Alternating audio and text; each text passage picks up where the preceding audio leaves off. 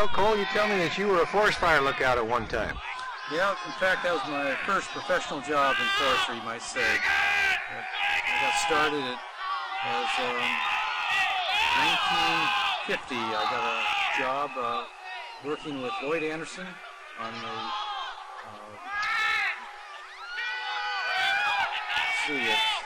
Rock District of the Mount Baker National Forest, and I was on the Pilchuck lookout. Okay. Speak up a little bit. Speak up just a little bit. There you go. And were you going to college at the time? Well, it was just, as I said, the beginning of my career. I had graduated from college about 6 months earlier. The summer before, I'd spent up in Alaska. Decided I wanted to get into professional forestry because of a very excellent person at the Everett Community College named Andy Holland.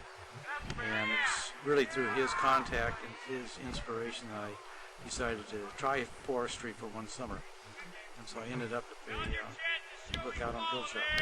And it was quite a summer too, because it experienced, I got the full span of experiences, you might say. The first day that I worked up there, I was on a rescue, taking out a unfortunate person that fell off a cliff.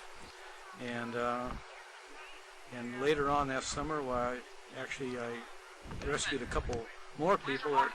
We were fortunate with them that they turned out to be alive when we got up, and finally managed to make the rescue.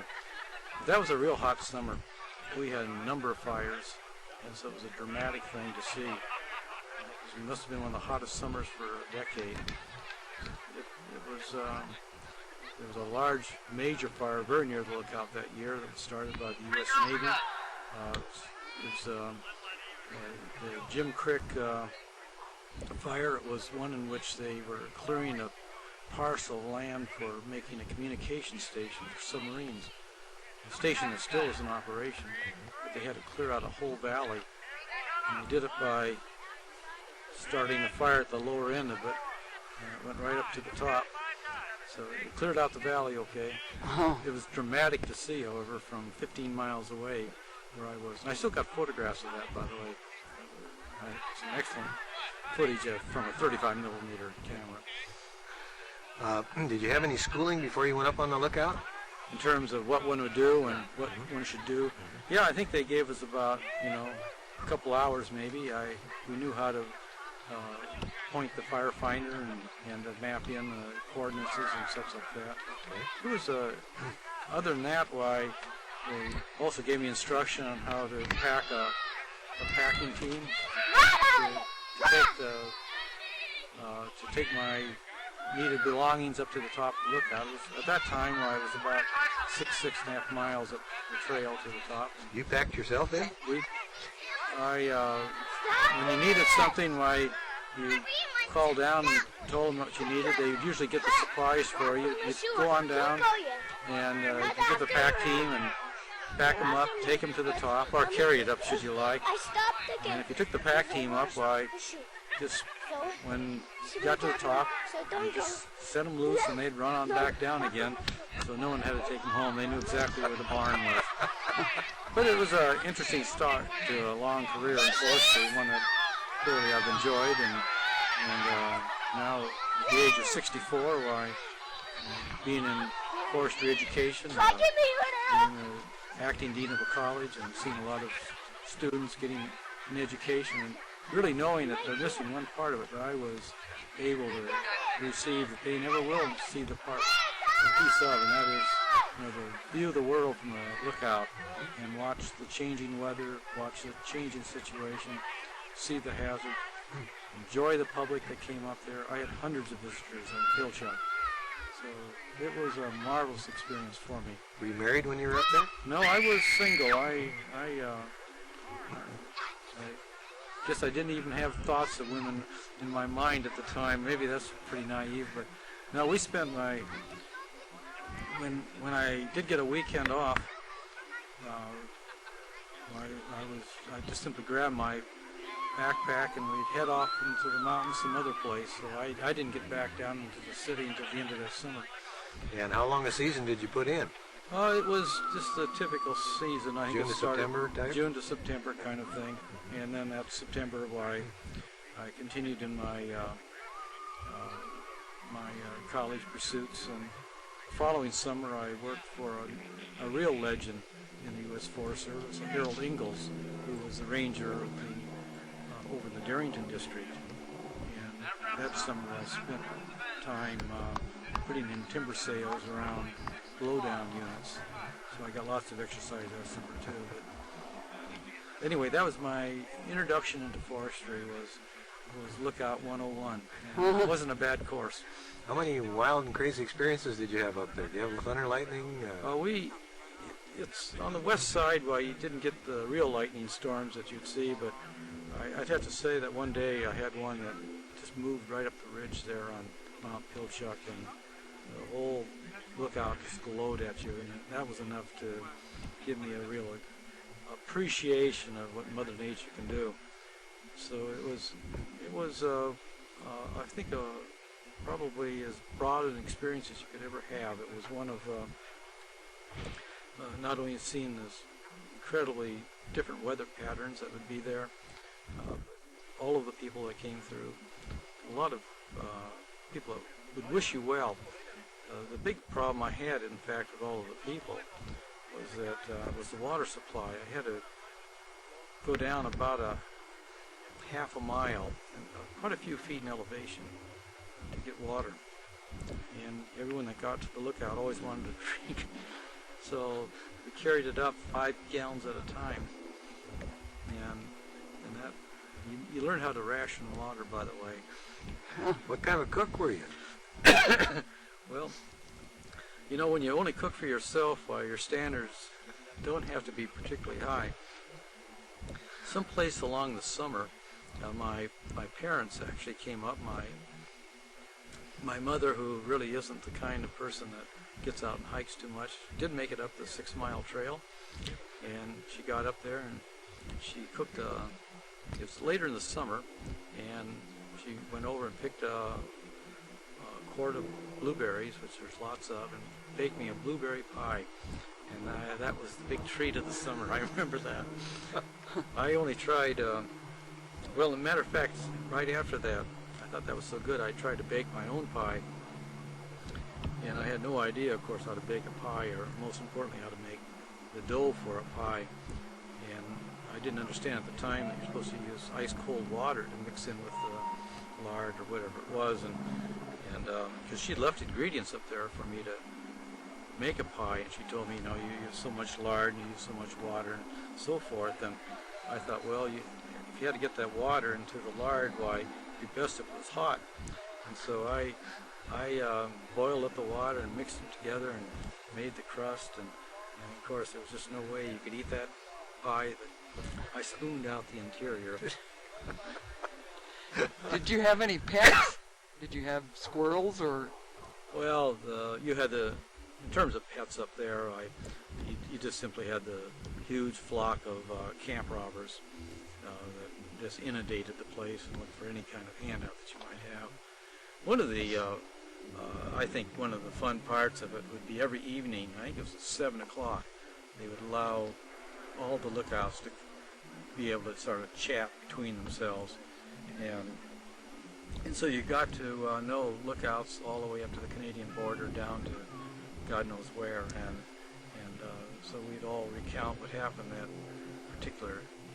particular day. And I can still remember one occasion when the lookout on Hidden Lake, the Hidden Lake lookout, and it's kind of a character anyway. And there's a lake that's right below the lookout, and it's always notorious for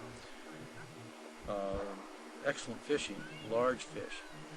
And I can still remember one evening he just broke in on the radio, and he was broke over everybody, and he said, I was down there fishing, and he said, you can't believe it, I got the biggest fucking fish you could ever believe.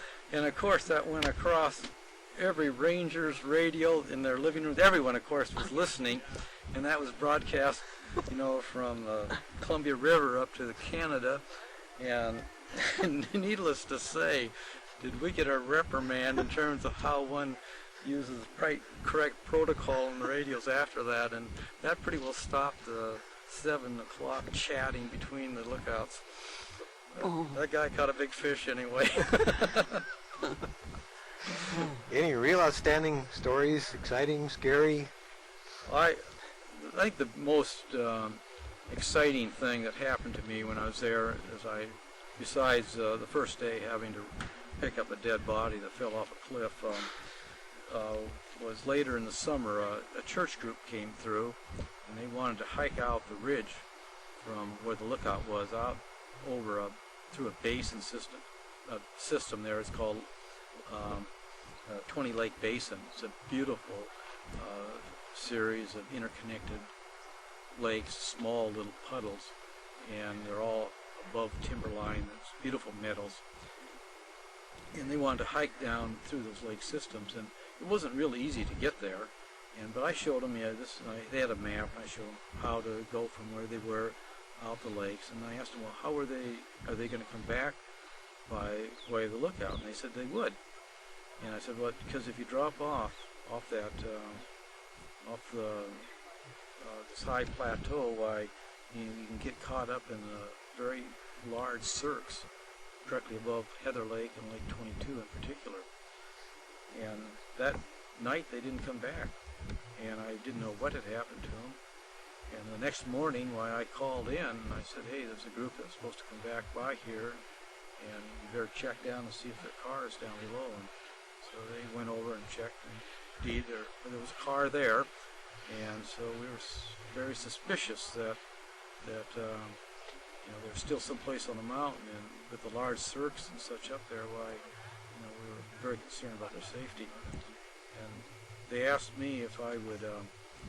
I had a portable radio. There were sort of rudimentary ones in those days, but they asked me to go along the ridge and see if I could see them. In the meantime, they would come up through a different route with a string of horses and a rescue group, and start coming in from the opposite direction to see if we could locate this group. So I went along the ridge there, yelling and screaming, and I heard an answer, and it was down over the hillside, looking down over Lake 22, directly above the cirque. And so I scampered on down there, and there they all were except one. And they were absolutely terrified. They'd spent the whole night there. They were cold. They were scared of the cliff below them. And of course they were very scared about what happened to their colleague. Because I said, where was he? And he said, well, he headed on down. And I just thought to myself, you had to be a fairly expert climber and lucky too to make it down through that cirque. And I didn't say that to them, I said that to myself. Well, with a great deal of effort, I called in, told the group where I was. I found all but one, and I coaxed them up the slope on over the ridge to where it was safe and where we could wait for the rescue team coming in. Except for one girl, and she was so petrified that she wouldn't even stand up. And the only way we got her to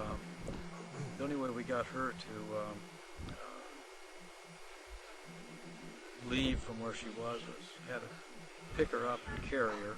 Fortunately, she was somewhat small and fairly light in weight, and took her sort of, 20 feet at a time, and then finally got her so that she would sort of hang on to me and wouldn't look down the hill, and she'd walk a little bit, and after about an hour I got her out of there. Anyway, that was the exciting thing. The interesting thing was that the missing person actually did make it down through the surf, and he showed up that night late back on the road, and so they picked him up too. So ultimately, why they all got recombined, I think that was one church outing that maybe next time didn't take on such an ambitious project. Any other thoughts about forest fire lookout systems and the service they provided?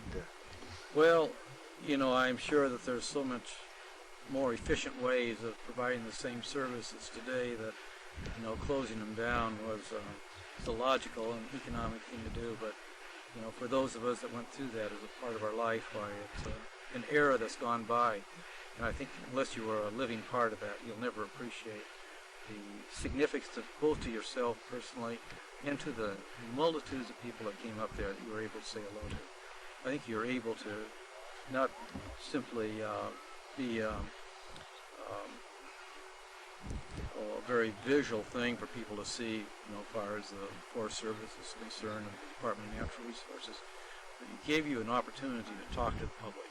And I spent a lot of time talking to the public.